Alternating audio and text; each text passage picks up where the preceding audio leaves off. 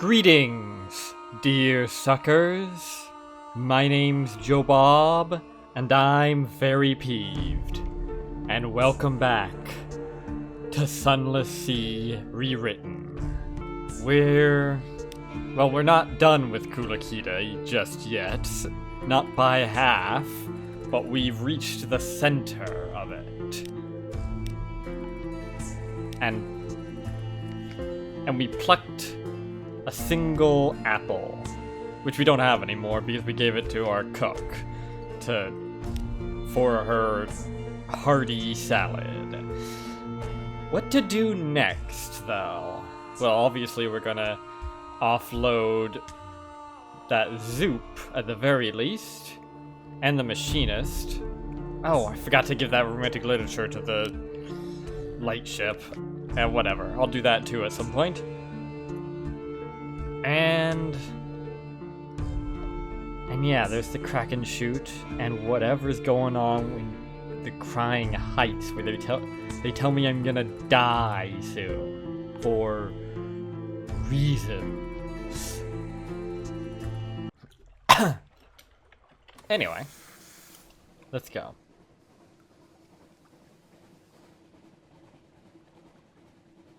Oh, I feel weird. At some point, we really need to figure out where... Ah, shit. Damn it, I knew this was gonna happen eventually. Yeah. Remember what I was saying about crashes? Yeah, this is one of them. For whatever reason, some sort of bug in Sunless Sea soft-coded, or some such. Sometimes when you're crossing the border into a region, presumably triggered by the soundtrack starting, it'll just freeze forever, I assume. And the only way to stop this from happening, as far as I know, is to delete the music folder of Sunless Sea Rewritten. When I'm playing normally, I usually play with the sound off, so I can do that, but because I'm playing this for YouTube, I want you guys to hear the neat soundtrack. So, we'll just have to suffer this occasionally happening. It's not that common. It's pretty rare. I'm just glad it didn't happen at the end of some entire bloody lengthy voyage or some such. Now that'd be frustrating. Might have been a good thing, because I think I accidentally clicked on the wrong save file last time.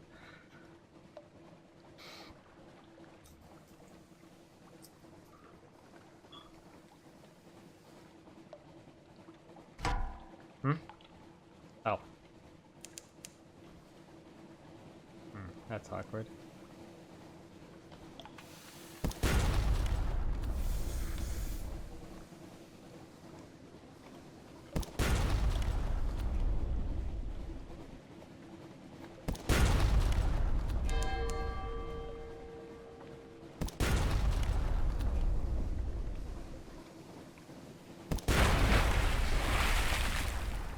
Yeah, sure, let's record automations.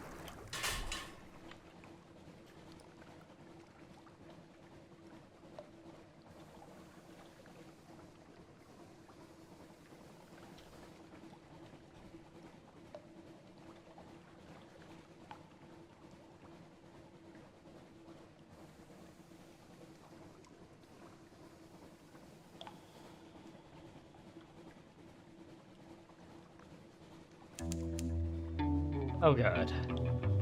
It actually... See? Rare.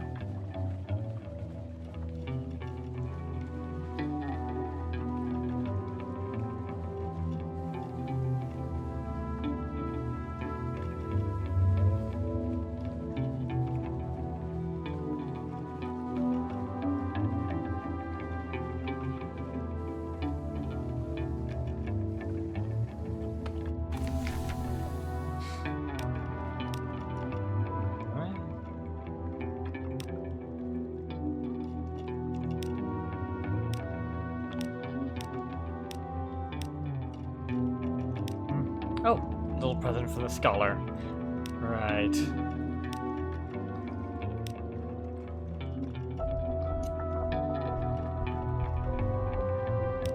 Alright. Accept the dispensation. Well, my patron hopes that you find these little gifts to your liking, and he expects that someday you might choose to call on him at the Medusa's head. Should that day come, we will make you very welcome, and give you any safe conduct what you might require. Good evening to you. Oh joy. Oh, you rapscallion. Alright.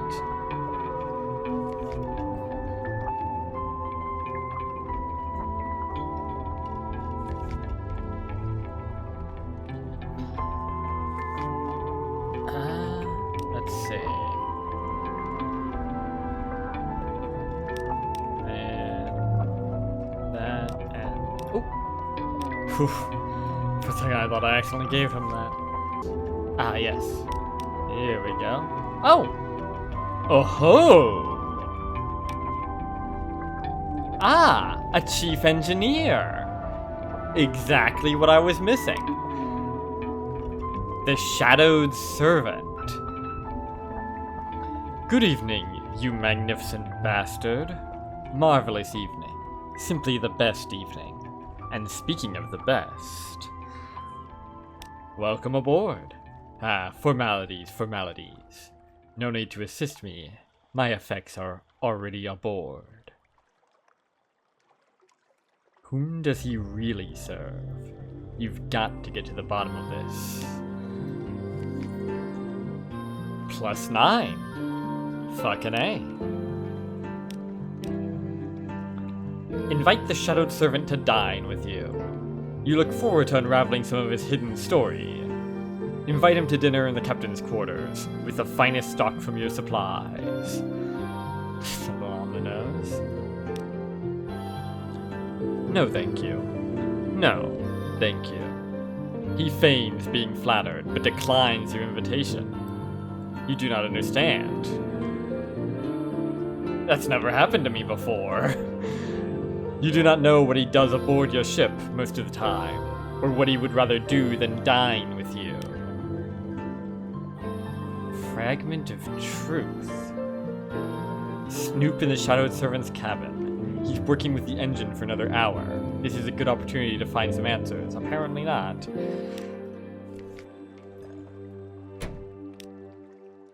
Alright.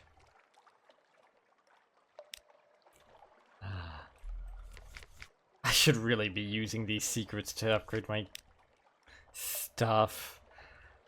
I've got a bad habit of forgetting to do that. Very bad habit. Well...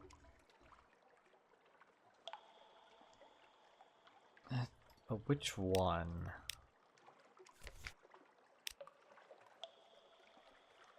I could increase irons. Irons is my lowest at the moment. Sure, let's get it to 35 at least. Increase your iron. Fine. I can never have too much practice. She puts you through your paces. First, a simulated ship combat with a shark. Then, a simulated one-on-one battle with a shark. Then, a simulated philosophical debate with a shark. Is the hand puppet necessary? It is, apparently, necessary. Of course. Naturally.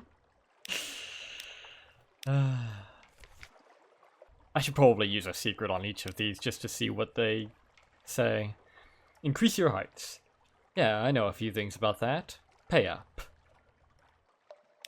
The big picture. Who would have guessed that this greasy giant of a woman would know how to dance? 1, 2, 1, 2. Come on, keep up. She bellows into your face. You can barely hear the music beneath the volume of her instructions. And woe betide you when you accidentally step on her foot. You come out of the experience exhausted, and not much of a better dancer for it. But you've learned a thing or two about taking criticism. Which is that, then? Inspiring, healing, or defending? Probably defending.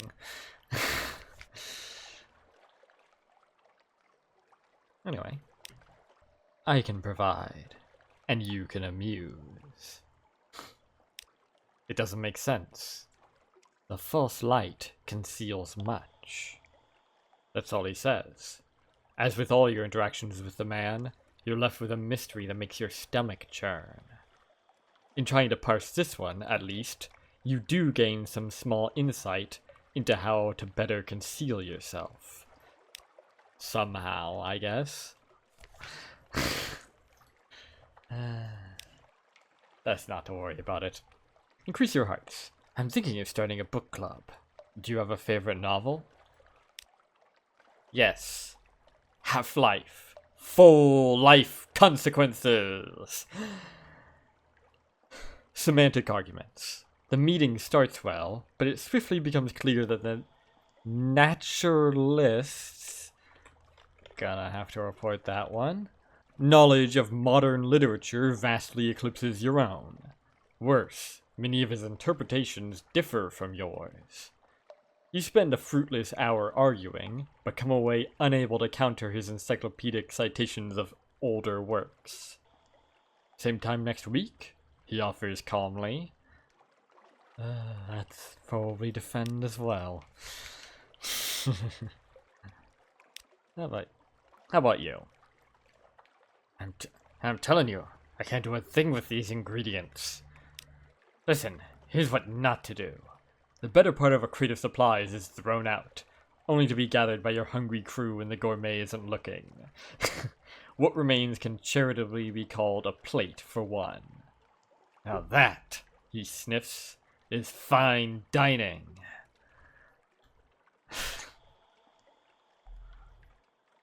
Okay, Gordon Ramsay. What about you? Also hearts. There are things in this world that cannot be taught, but they can, with effort, be learned. I guess. Learning without instruction. The occultist gives you a list of topics to meditate on. Perform them long enough, and they will apparently unlock your psychic potential. You're no closer to reading minds at the end of the session than when you started, but you feel considerably more relaxed.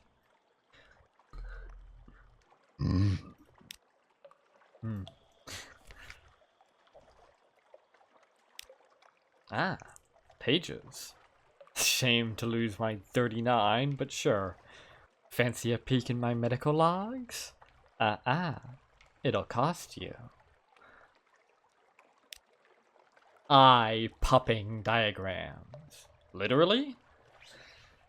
At first, the pages hold the expected diagrams of bloodhounds and thoroughbreds, drawn with impressive exactitude. But later chapters display the innards of gigantic crabs and eels, and more exotic fare besides. Someone's pets? It's the Nath, probably. And then, towards the end, chimeric hybridizations of prior animals. But that is when the veterinarian slams the book shut. Can't go giving away all my plans. She smiles smugly. Indeed.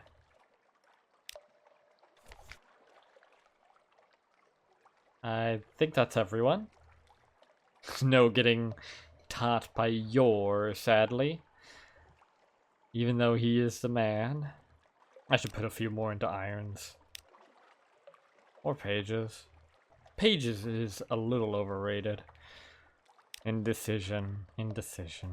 This is why I keep forgetting to actually use them. Anyway, time to continue forgetting to use them. Is this gonna bug out again? Well, it's not a huge disaster. If it does, it's still 10 echoes for 5 terror. Oh! Okay. Damn, Wait, is it just if I try to select the likely lass? I don't know. I don't understand this game at the best of times. Which these are. More or less.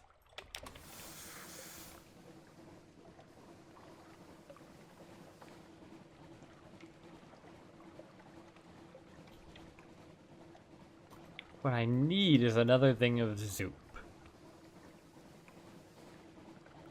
Oh, for... Okay, so maybe it's a little more common than I made it out to be.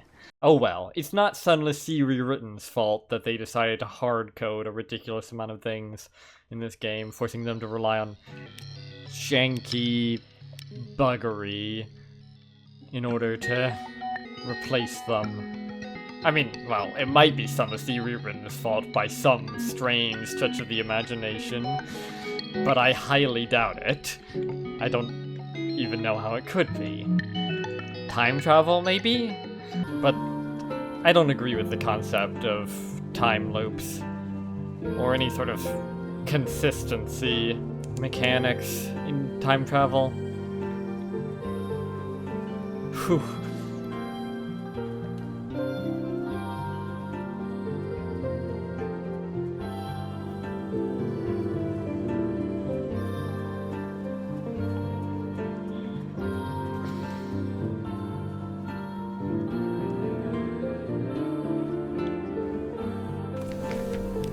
Anyway, here's... maybe we should hold on to that. Oh, whatever. Here's the romantic literature. It must be an awfully lonely station. Perhaps the caress of a page may ease that.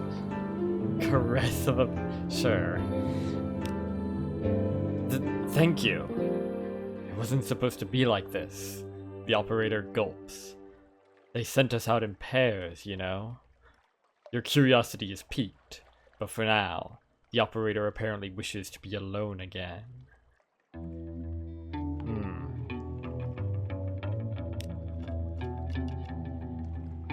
Fancy that.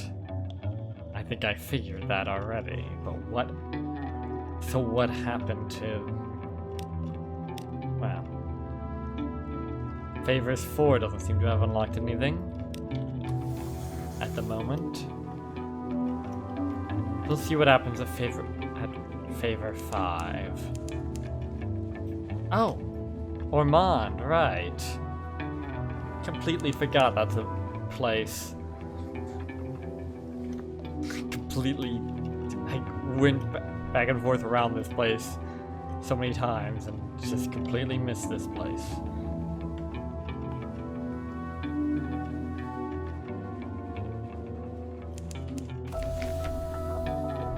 The Carldine Speedway, a peaceful relic of the English countryside, patrolled by countrymen in riding gear, their mounts the finest on the Z. Also, perhaps, the only on the Z. How the bloody hell did they even get horses down here? My goodness. Let's see. Blamagan, Blamagan, Blamagan. Yes. A Blamagan. Not only does the lure work, you're treated to a most peculiar sight as it does. That of a Blamagan riding a horse. It leaps from atop its mount and settles into the snack-filled barrel, and the animal snorts and wanders away. What an odd place. You said it. Me? Aha! Purchase a prancing pony. This one's of poor stock, the uptight breeder tells you. Please, take it off my hands. Reasonably priced supplies. It dances across the field to you. The pony nickers and nuzzles you as you lead it onto the ship. Too friendly for its own good, this one. Prefers to shimmy rather than walk, and cannot be cajoled into a run.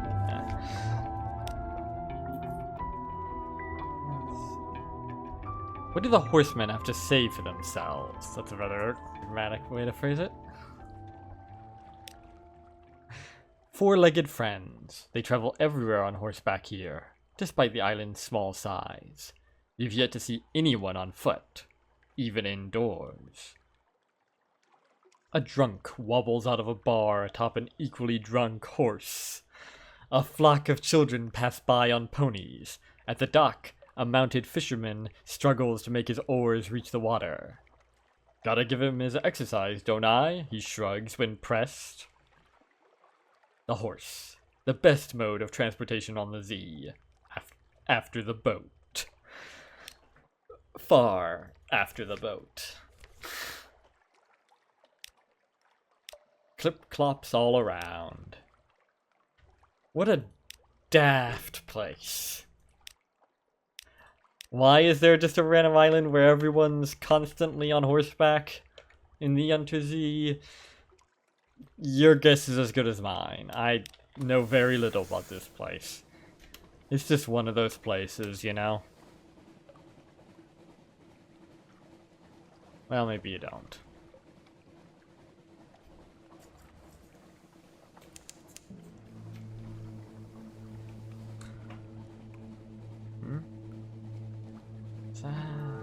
Aha. An angler crab.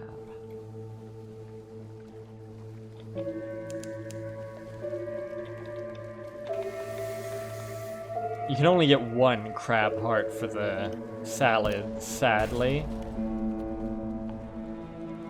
It doesn't matter which one you do, as far as I know.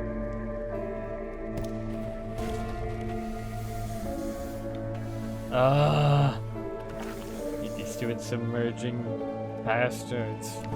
Huh? Oh, another one of these. Big money, no whammies? Whammies.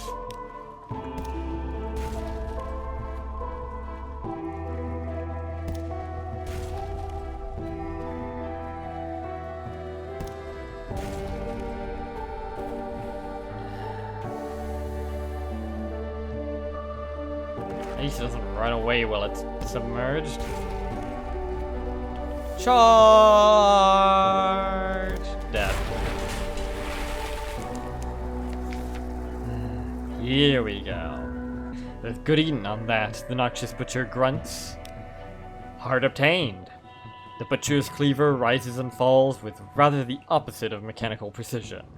The legs are hacked off nowhere near the joints. Shards of cracked shell tumble into the shredded meat. By the time she's hacked the sizable heart from the body, there's little edible meat remaining. Now, don't thank me all at once, she sniffs, and strops away with her prize. Ta. What a taffer.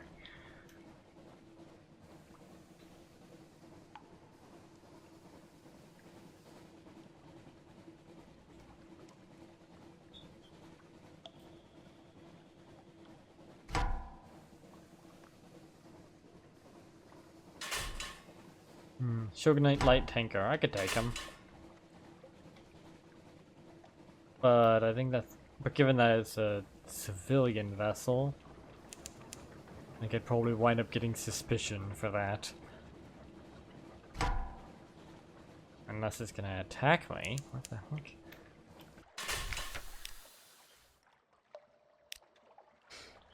Don't think I have the hold space to justify going down to Dis.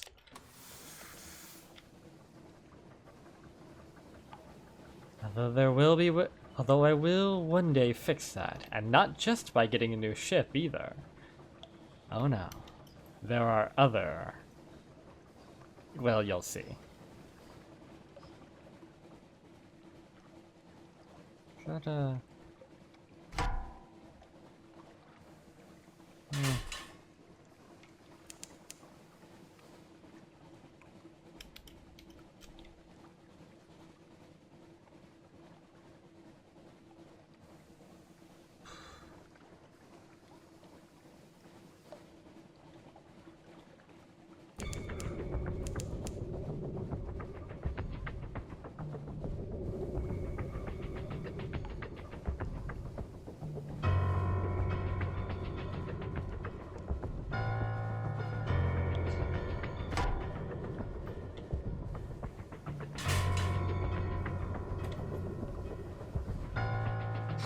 Too bad I can't claim hearts from the pirate steam tenants. She's not quite that hardcore. Alas. Here we are, the arms of the machine. humanity's greatest creation, if anyone can figure out what the hell it does. I've got a gift. Along one wall, there's a set of divots labeled input that are just the size of the crate. 50 echoes, not bad. Input received. You slide the crate into the divot, hoping that you're doing the right thing. A pressure plate causes a metal door to slam shut, just as you pull your hands away. And there's a grateful screech of metal as the contents are whisked into the machine's interior. When the door opens up again, the crate is gone, replaced by a small pile of coins. Is it tipping you? Much obliged. Enter the machine. Now that you have a guide, you should be able to find a way in.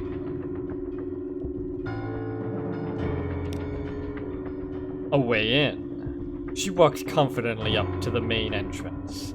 To your surprise, the door clicks open under her touch.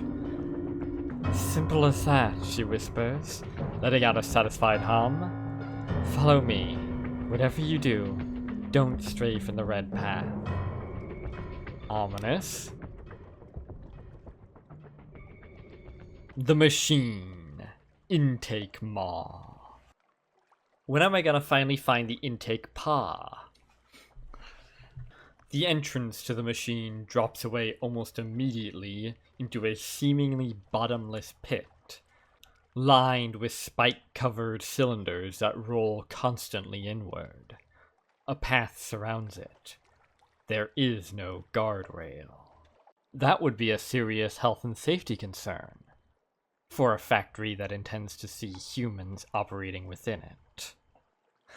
In the far corner, a pile of coal is stacked almost to the ceiling. Feed the machine. At first the machine ran entirely on coal, the nervous machinist explains. It's self-sufficient now, of course, but a little extra never hurt. Probably has.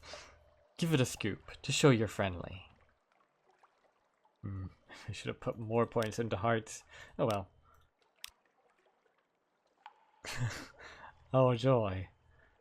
A clean throw.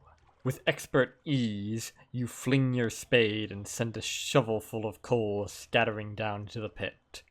You don't hear them hit the bottom. The nervous machinist smiles, the first time you've seen her do so. It's good to be back, she sighs. Let's carry on. She leads the way down the south corridor, which slowly turns to the right, emerging into a new room. You say that, and yet Machinist's terror is rising. As is trust to the machine. Treat the machine kindly, and it will be kind to you. Woe betide those who treat the machine poorly. I wonder, does it have a heart? Pull a lever. The fires below may never stop burning, the nervous machinist confides. Dozens of rooms like this keep the machine from melting down. Pulling that lever will vent a lot of the excess steam at once. It isn't necessary, but it feels good.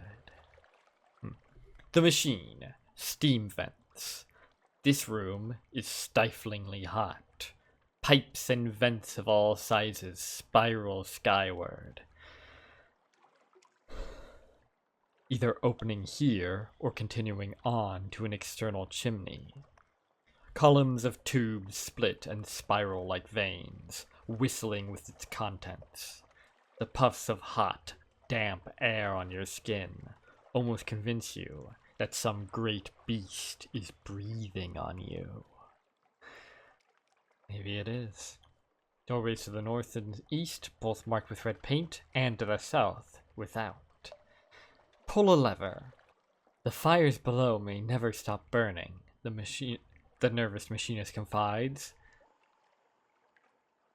Dozens of rooms like this keep the machine from melting down. Pulling that lever will vent a lot of the excess steam at once. It isn't necessary, but it feels good. For us or for the machine?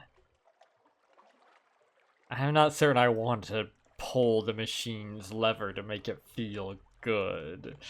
But alright. One sharp tug. You're not making it better.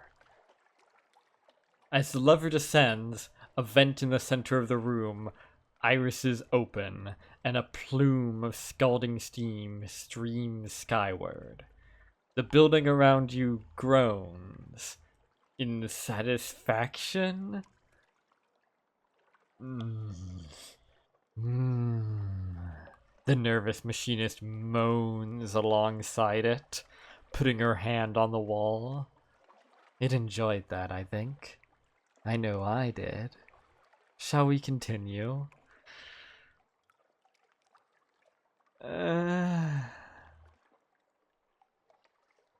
She leads you down the path to the north. The air cools as you enter a new room.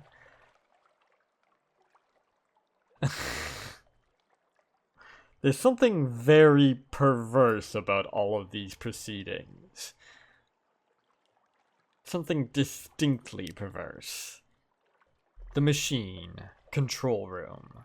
Dials and valves cover one wall of this relatively small room. Each is labeled, though many have been painted over or scratched out. A teacup has been abandoned on a side table, its inside dusted with brown powder. Brown powder? Is that just dried up tea, or...? There are doorways to the east and south, both marked with red paint, and to the north, without. Examine the dials. The nervous machinist approaches the dials wistfully. Back in the day, we could control the entire machine from here, she says. Now it's only connected to some of the auxiliary systems, but we should do what we can. Help me even out the pressure. That's not concerning in the slightest. The only controls around here now control only a few auxiliary systems. Vestigial, even. Did you machinists do this? Or did the machine? I don't know which is more worrying. Something out of place. You trail your eyes over the knobs and dials. Don't talk to me about knobs right now. Searching for any irregularities. According to one twitching valve, something in the thing room, one of the 4 most fantastic rooms in this whole machine, is under a lot of pressure. I can relate. You twist the appropriate knob to relieve some tension. You're doing this on purpose, Enneagon. You have to be. Good. The nervous machinist praises you. That's not what I'm... And that concludes your tour of the machine. Oh, good, it's over. Now that you know how to keep it happy, it will keep you happy too. Oh, it'll give me the old reach around, will it? She leads you east, which curves around and deposits you back at the entrance. Not exactly what I meant by reach around, but I will stay here, she informs you, to keep the machine company. Oh, I bet you will. Anytime you want to go back inside, I'll guide you through the safe path. Now that it knows you, you should be able to go inside as well. But don't stray from where it's safe. One wrong move and... She makes a motion across her throat. Fun. Well, her terror is gone. What would have happened if that had reached 5 or 6 or whatever? I guess I'll never know. Because I succeeded all of those. Okay. Well, I can't now, because stories don't await me, but I'll on my way back. Let's see, I think I'll buy 1 thing of supplies. The ratio is more or less correct at the moment, but I'm remembering that I should always have more supplies than I need. Because there's a lot more things that use supplies than use fuel. kind of funny because ostensibly supplies are the food they are eating, but there's like a million other things that use them for completely different purposes. That I guess they were just retroactively some variety of tools or some such that you picked up at some point. It's a funny way to do it, but also kind of elegant. At any rate, let's see. To the Kraken chute.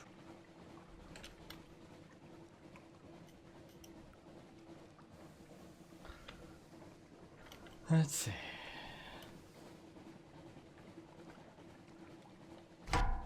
Uh-oh.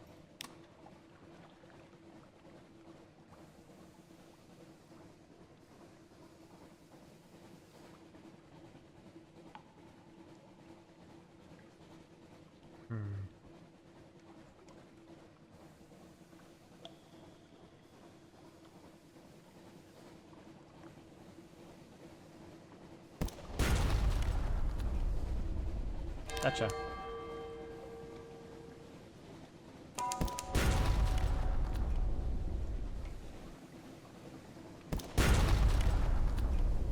Let's see.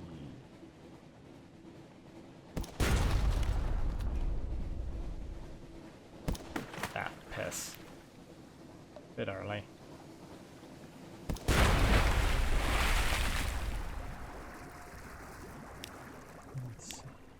Aha! Whoa, a lot of supplies.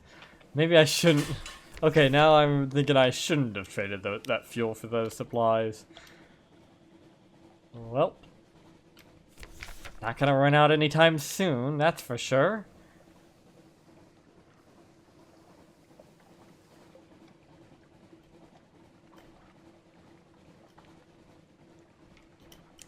For the record, for those playing this for the first time, the ratio you need with a basic ship, with the basic crew, and... Wait a minute, I have 8 crew, not 10, so I'm actually using, like... So I'm actually only getting... Forgot to adjust the ratio for that. Damn it, but the ratio you get with 10 crew and the basic engine and all that is 1.8 fuel for each supplies. Anyway. I can trade Zoop for Muter Salt. I don't know of any other way to get Muter Salt. There's probably some way, but I know of a lot more ways to get Zoop than Muter Salt, and I need both, so... This could be a mistake. It's entirely possible that I immediately find more Muter Salt as soon as I do this, and no more Zoop ever. But fuck it. Trade for Muter Salt. Deposits of it have formed in the beast's hollows, keeping the workers mercifully reticent. Grateful Weeping. It's a respite from Z-Flesh, albeit an equally strange one. The workers pantomime their gratitude, making a display of handing over a deceptively small box. The color, old blood on snow. The taste, paprika, mushrooms, irony. The recipes, closely guarded. Strange indeed. I've actually seen the recipe.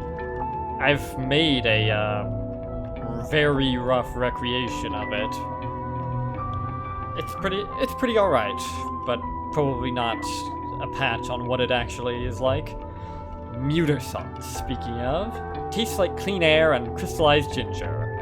Also has the interesting property of paralyzing the vocal cords if you sprinkle it in your stew.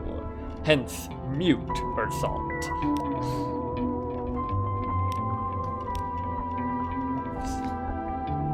And despite being a deceptively small box, it also takes up a cargo space, because fuck you. Anyway, descend into the Kraken chute. Perceptive and potentially underemployed booth operator. You have the correct documentation, says the man barring your way, but you're no miner. Interesting. You imply he might be wise to mind his own business, and explain miners do not always look alike. He consents, but before shutting up suggests, "Aye, but miners usually arrive with mining equipment, they do?" After a fraught silence, he continues, "Anyway, you've got the permits. Beyond that, it makes no difference to me if you're Gabriel or the Queen." He instructs you on the proper form to dive down the chute in a bored, fast-paced, and monotone routine run-through, then directs you, "Move on now. You see, there's a line." There is, of course, no one else on the platform. The first descent. Head first, the booth operator taught you. As you try to impute any chain of reasoning for this direction, you find it difficult to believe the operator was not having himself a laugh. But in case he wasn't, you follow his advice. Descend. Don the required protective gear. Oh. Hey Don, my name's Joe Bob. There is a lot of required protective gear. Into the depths. There's a sturdy assemblage of stairs and ladders, of course, but they're broad enough for only one person, and intended for the route up. The way down is much more direct. Steeling yourself, you adjust your goggles, then hurl yourself down the shaft of the chute before you. The shaft of the chute. Okay then. Takes me right back to my mining tunnels in Minecraft. It's a slippery ride, lubricated by Z-water and squiddy secretions. Oh, I'm sliding. Alright, that makes a little more sense. You rapidly pick up speed and slide out of range of the lights above, swirling around and around polished coral, then sheet metal, then something that you don't care to speculate about. Under less foul circumstances, it would be an exhilarating ride, one cut short both far too soon and far too late, as you crash into a wall of pillows at the very bottom. Whee! Water slide! Fun! Well, for a given value of water, all around is groaning, sometimes faint, sometimes roaring with the changing currents. A cavernous expanse has been carved into the trapped beast, illuminated by glowing slime that seeps from the pale walls. A mute worker helps you stand, then trudges back to a moist seat to await further arrivals. The air tastes of death. The Kraken chute, swallowed whole. The fastest way to the heart is through the stomach, isn't it? So I've heard. Inside Rorschach. The name is certainly suggestive of Rorschach tests and all that, but I have no idea what that means. I mean, I know what a Rorschach test is, obviously. I just don't know what it means to have it be referencing that. If it's even referencing that. What else could it be referencing? I mean, I suppose it could be referencing Herman Rorschach, the guy who invented the Rorschach test. But I don't think he did anything of note besides the Rorschach test. I mean, he died really young, so I guess it could be referencing the character, but I don't know. It could also just be that it's a neat sounding name. I mean, actually, what is the Actually, hang on, what is the etymology of the name Rorschach?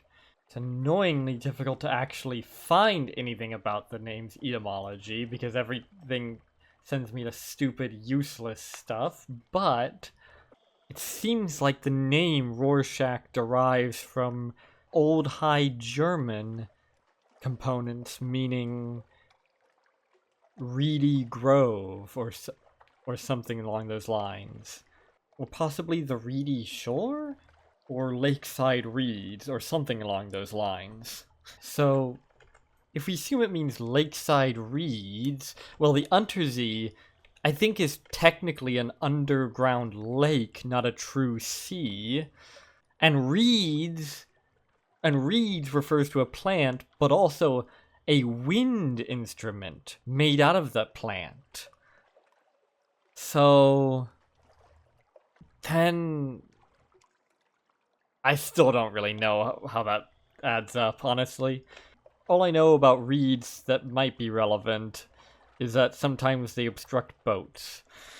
Which, I don't know, maybe there's some connection there? Maybe if I come back with some violent ink, maybe I'll find out more. But until then, let's do some work in the mine. It won't be profitable, but perhaps you'll discover something. What an echo. Horrible slime works. Your supervisor can barely speak above a whisper, meaning all work must stop when she gives instructions. Given the very real danger of the whole meat mine collapsing should the wrong tendon snap, this means frequent breaks and slow progress. But by listening well, you start to learn the tricks of the trade. Which shades of goo are worth harvesting, which are suitable only for fish bait, and which you can grab a stray handful of if your standards are as shriveled as your stomach. Anything more? I think that's it. Fun times. Get a watchful curio, we can do this. Up the ladder you go. Quickly, but not too quickly. Out of the depths. It's a hard climb to reach the top, but the air tastes less foul with every flight. Soon, a cool sea breeze is brushing your face. I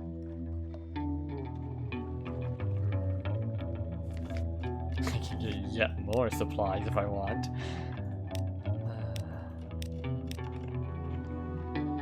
Okay. Well, I know where I can get some violent ink. That's for sure.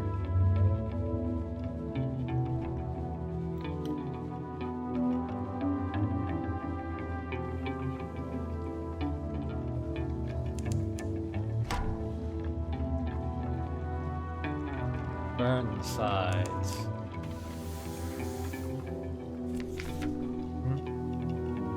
Fuck it. Nothing ventured, nothing gained. Go deeper into the nightmare. The dark lady's stare is longing. Find out what she wants. Dignified conversation. She speaks of small things, places you've never been, people you've never met. Somewhere you will go, and someone you will meet, but not yet, not yet. When you awaken, you remember none of the details, but you feel satisfied. Progress.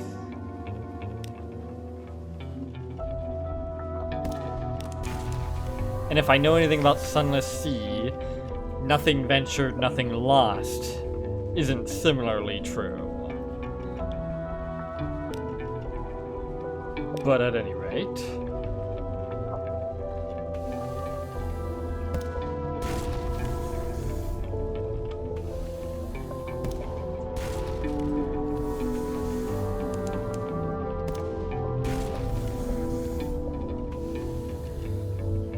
stuck on the reef.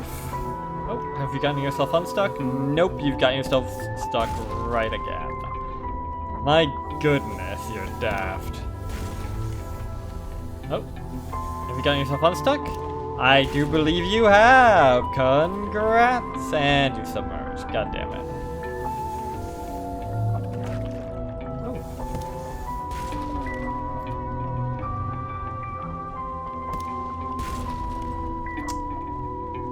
Kind of annoying not to be able to see it properly, but oh well.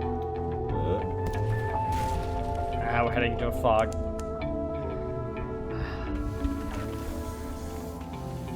That makes the light useless.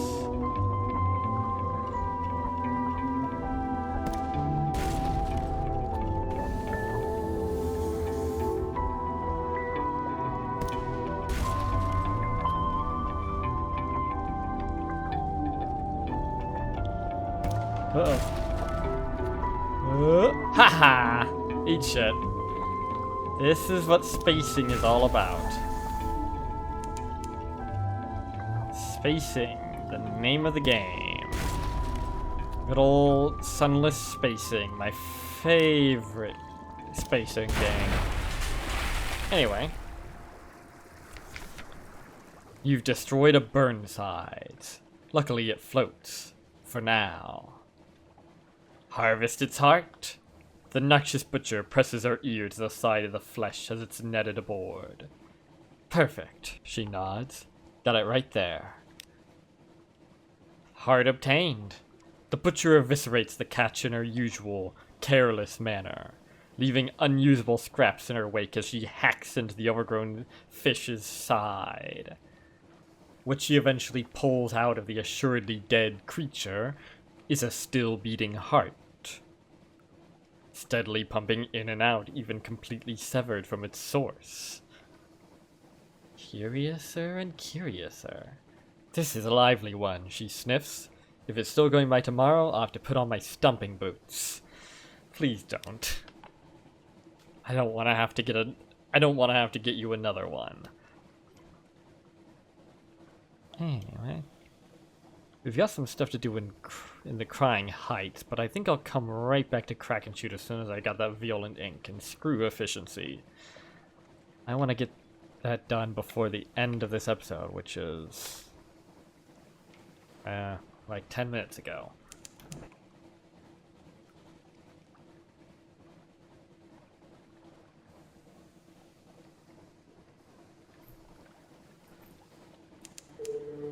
Can't wait till I get that Avid suppressor. Ooh.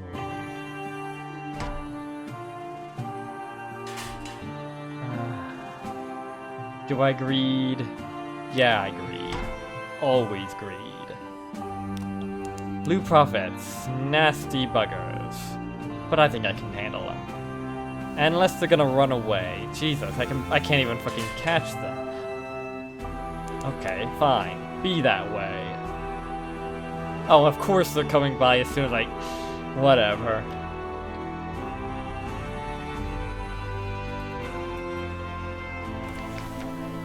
Let's see... Aha! Witness the gregarious occultist's aeromancy. You think the Blue Prophets are scary? The gregarious occultist begins the song that will summon Z's, the Lord of the Skies above. Z's? There's a couple of things that could be referring to, and none of them are good. Probably referring to the Jewish bird that blocks the sun out with its wingspan. And not the worm character. Z's. Sometime later, no great beast has appeared overhead, but a few locals have scattered some echoes of the occultist's feet. Embarrassed, the occultist stops and mumbles something about not having the right vocal range. Oh, I'm sure. Let's see. A gnome and food line? I think I already saw that one. Gonna need 2 firkins of this. One for the Crack and Shoot, the other for... well, further up. I'm sure you remember, and if you don't, die. Oh, now you're... Great, now that I'm stuck between this buggery and those guys, now they're wanting to square up. Nope, there they go. Okay. Bloody birds. No, wait, maybe. Wait, maybe. Maybe if I... No, this was a bad idea. This is a bad idea. This is a bad idea.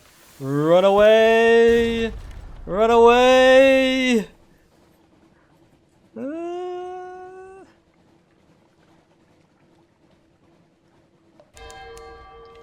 And there they go. I might have been able to pull that off if they had charged me there. But now, just be dicks about it. Cry about their dreams the next morning. What did they see? 48% chance, good enough for me. Underneath us. She's down in the dark, Captain. Looking up. Not in the water. Underneath. Underneath. Underneath. You know her song. You whisper the words. South, the Zaylor echoes, and the cry goes up across the mess. South, south, south. Oh. Oh, I see. Underneath. Literally down. From my perspective. Looking down upon the ship. South is down. Of course it's down. The water is forward, not down.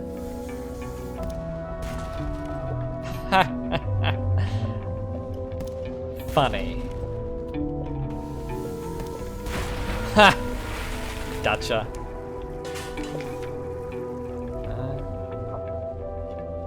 Does this still do nothing? Yeah. Well, not nothing. A portrait of someone or other. Up close, the Jellycount's cap does rather resemble a woman's face. Zailors prod one another about whom it is meant to represent, if anyone. Someone at the back floats the name of a lady of the evening who skulks London's docks, which brings forth affirmative cries of recognition, and then a flurry of embarrassed coughs. As all the best women do.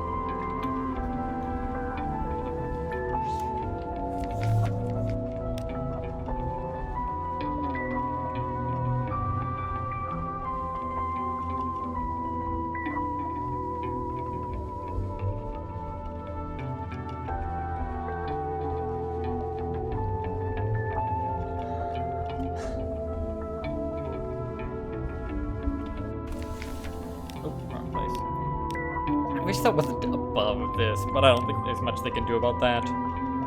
Alright, once more to the breach. Slip and slide. It would be thrilling if it were not so foul. Basically sums up the entirety of that much lengthier description of it. Alright. Open an oversized valve. Oversized? What is it, 3 times the size it should be? No, that'd be impossible. A series of arrows have been carved into the walls, leading you in this direction. The corridor dead ends at a small, puckered hole. Not a fun description. A metal sign has been hammered into the wall beside it, reading in some frenzied hand. Violent. I'm never quite certain how to pronounce that, but it might be violent, but that sounds silly.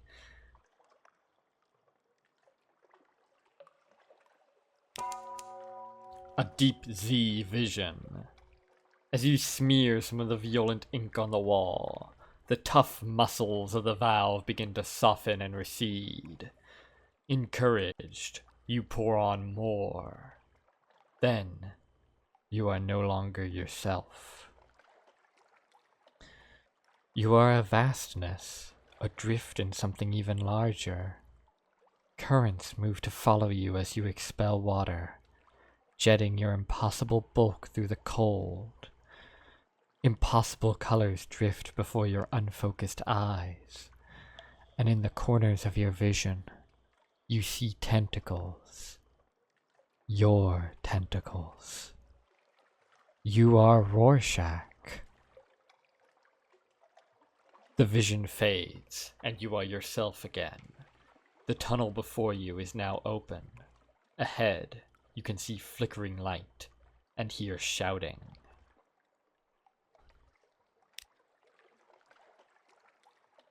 Explore Rorschach's interior. Follow the sounds down a hallway. Up, down, left, right. Up, down, down, left, right. Select start. And in between, as you step through the hallway made of rock-hard gum and nerve-like tissue, open valves reveal empty pod-like rooms inside. Their walls are colors that only exist in the Neath. The Neath bow, if you will. A deep Z hunter, close to the end of the hall. There are 7 similar valves unopened. At the end is another puckered valve, held tightly shut by muscular gum tissue, tougher than rock.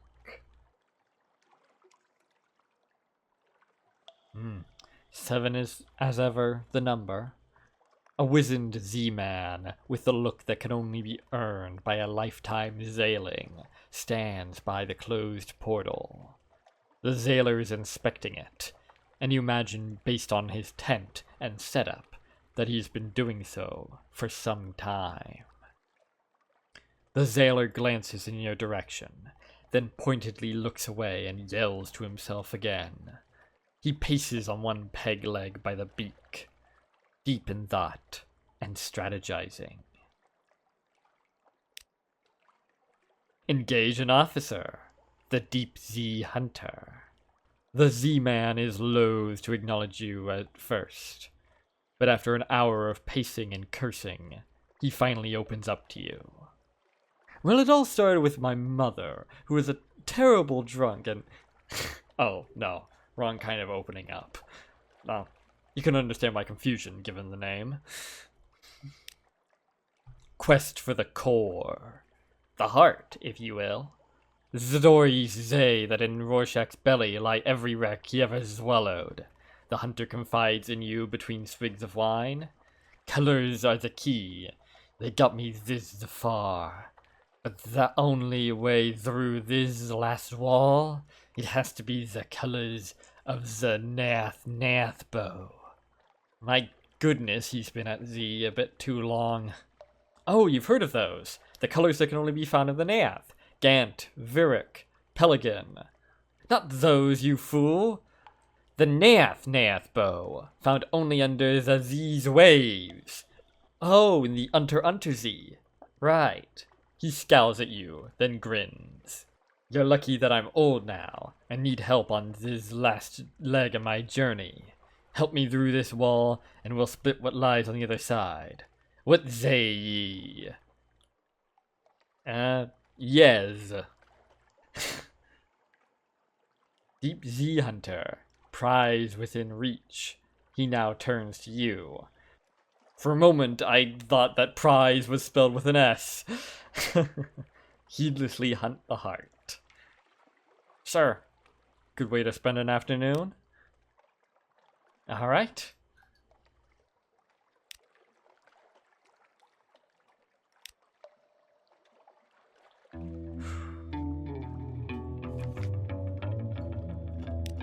Dine with the Deep Z Hunter. He's eager to get to business, but he also clearly hasn't eaten in some time. Get some food in him before you can begin. Not his first attempt. Rather than joining you in your cabin, he invites you into his. He has set up an office that looks some way between a laboratory, a workshop, and a library. Before we met, I spent a decade working with several top I almost said scientists. He's rubbing off on me. Several top scientists and engineers and Z-men on submersible machinery. Yeah, I can relate. Not in this life anyway, because this mod isn't compatible with Submariner. The last ones had some minor issues with them, so I've learned exactly what will work on the next ones. Assuming the next ones don't also have minor issues with them. Yeah. You understand he needs tools and money to buy materials, but what is the wine for? Guess. Where are his old tools now? If he's done this before, perhaps he can use the old tools instead. For that matter, what about the scientists, engineers, and Z-Man he's worked with before? Wasn't it Z-Man? Whatever. An immobile, glassy eye calmly stares back at you.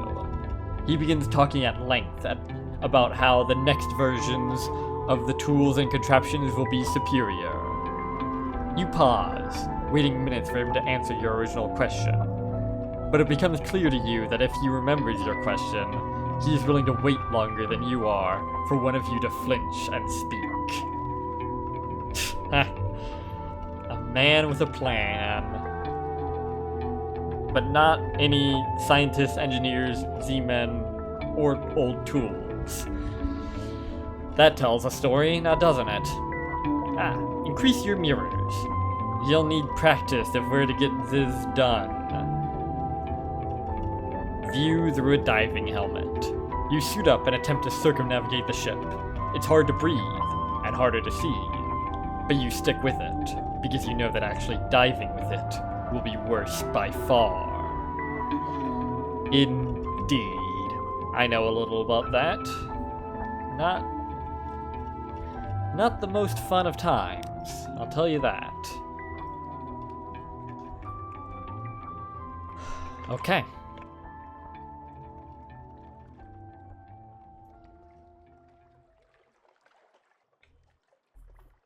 Oh, he's a cook. Funny. Not exactly what I was expecting, but okay. We'll need 200 echoes, we'll need 4 casks of mushroom wine, and a bit of supplies. Simple enough. Probably. If I could just fill up these jelly eyeballs, I could do that real easily, but never mind. And then the Naath bow. If it's anything like the Naath bow, which I'm sure I'm pronouncing incorrectly, but neener, then it's going to take a lot of doing. Like anything worth doing. Technically, the hearty salad is done. I guess I can show you what happens if you do that. I don't actually know. I've never actually done that prematurely. Meal of a lifetime. The plate that's put in front of you is surprisingly small. It holds thinly sliced slivers of all the hearts you have collected on your journey, arranged in a spiral. The butcher sits across from you, eyes locked on your lips as you take a first mouthful. You struggle to chew. A second mouthful. The taste is indescribable, but taste, as she has so often reminded you, is not the point. Memories flood through you. You recall in exacting detail how you came by all these ingredients, the trials you went through, the smells you endured, and the result. You come out of the meal transformed. Whether for the better or for the worse, you cannot say, but the noxious butcher, for the first time since you have known her, is smiling warmly. Little bit of a boost to my stats. 11 secrets worth. Not bad. But, given that this is, well, a once-in-a-lifetime opportunity, quite literally, there's no sense wasting it like that. So, not going to be saving that. Not when there's a lot more doing to be done in that regard. Just as with the Naath bow. But at any rate, that's more than enough for one day, now isn't it? So, until next time, I have been Joe Bob, and I'm very peeved. And remember, dislike the video, unsubscribe if you're for some reason subscribed, and leave a nasty comment in the comment section down below. Fuck you all so much for watching, and so long, suckers.